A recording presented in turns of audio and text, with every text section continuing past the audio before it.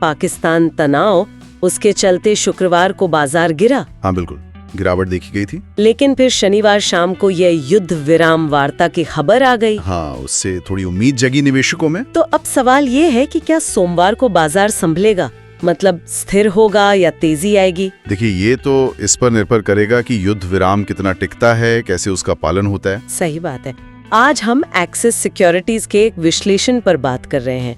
वो इस माहौल में कुछ शॉर्ट टर्म मौके देख रहे हैं। हाँ, अगले 15 दिनों के लिए बहुत ही शॉर्ट टर्म। हाँ, तो उनके जो 5 सुझाव हैं उन पर एक नजर डालते हैं। बिल्कुल, क्योंकि ये जो भू राजनीतिक घटनाएं होती हैं जैसे युद्ध विराम, इनका मार्केट सेंटिमेंट पर, निवेशक के विश्वास पर बहुत असर पड़ता है। बिल्कुल। तो पहला सुझाव है भारत इलेक्ट्रॉनिक्स लिमिटेड यानी BEL। हाँ, BEL। मौजूदा कीमत है करीब 315 रुपए 85 पैसे और एक्सिस इसे 315 रुपए खरीदने को कह रहा है।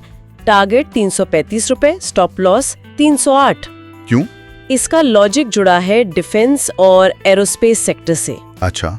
मतलब युद्ध विराम हो भी गया तब भी रक्षा तैयारियों पर फोकस तो रह सकता है। हाँ, ये बात भी है। और BEL को सरकारी नीतियों से डिफेंस खर्च में अगर कोई बढ़ोतरी होती है तो उससे फायदा मिल सकता है। तो युद्ध विराम के माहौल में भी डिफेंस स्टॉक पर नजर रखना दिलचस्प है। हाँ बिल्कुल, ये दिखाता है कि शायद बाजार इसे सिर्फ एक अस्थायी घटना नहीं मान रहा। ठीक है, अब डिफेंस से हटकर केमिकल सेक्टर पर आते हैं। SRF limited. हाँ, SRF स्पेशलिटी केमिकल्स। इसकी मौजूदा कीमत 3004 रुपए 30 पैसे है। खरीदने का लेवल बताया है 3014 रुपए, टारगेट 3100 रुपए, स्टॉप लॉस 2955। इसका क्या कारण है?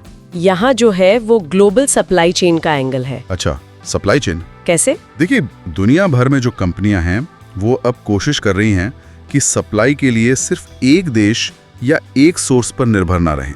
हाँ, वो डाइवर्सिफाई कर रही हैं। बिल्कुल। तो इससे SRF जैसी जो भारतीय स्पेशलिटी केमिकल कंपनियां हैं उनके लिए नए मौके बन सकते हैं।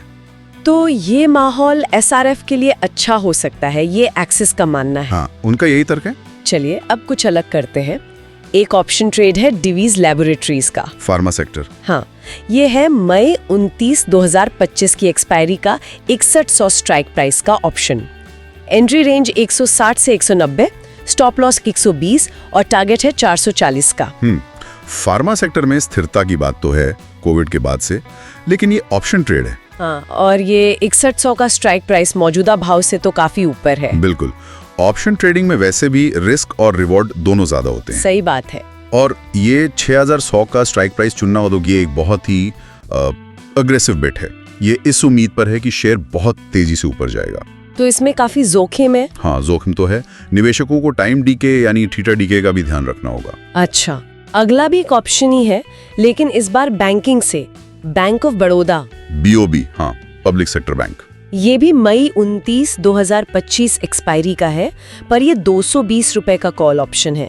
खरीदने की रेंज 6 से 7 रुपए, स्टॉप लॉस 3.5 रुपए और टारगेट 21 रुपए 50 पैसे। बैंकिंग में क्या खास दिख रहा है एक्सिस को?